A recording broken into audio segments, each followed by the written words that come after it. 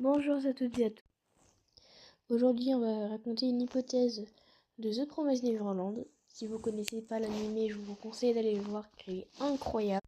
Donc cette hypothèse portera sur le personnage de Rei. C'est un des personnages principaux de l'histoire.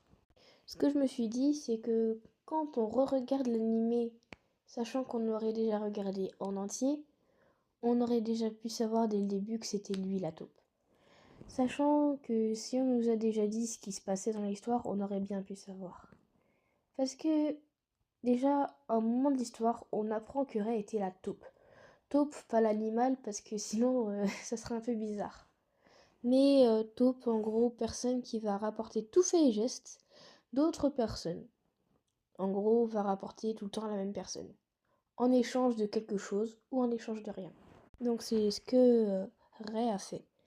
Mais du coup, au début de l'histoire, il y a un des personnages qui pose une question. Cette question était: qu'est-ce que vous voudriez faire plus tard? Donc il y en a des qui répondent: j'aimerais bien être pilote d'un train. En gros, toutes sortes d'idées un peu des fois bizarres, réalistes, trucs comme ça. Vient le tour de Rei. Donc lui, il va dire un truc qui n'est pas du tout comme les autres. En gros, il va juste dire: déjà, il faudrait que je survive dans la forêt. Et là, pile au moment où il allait continuer sa phrase, quelqu'un le coupe. Du coup, là, on n'a pas pu savoir ce qu'il voulait faire. Donc, en gros, je me dis, comment est-ce qu'il a pu deviner déjà qu'il allait devoir survivre dans la forêt? Sachant qu'en fait, Rei, lui, savait très bien qu'il y avait des démons et sûrement qu'il y avait une forêt aux alentours.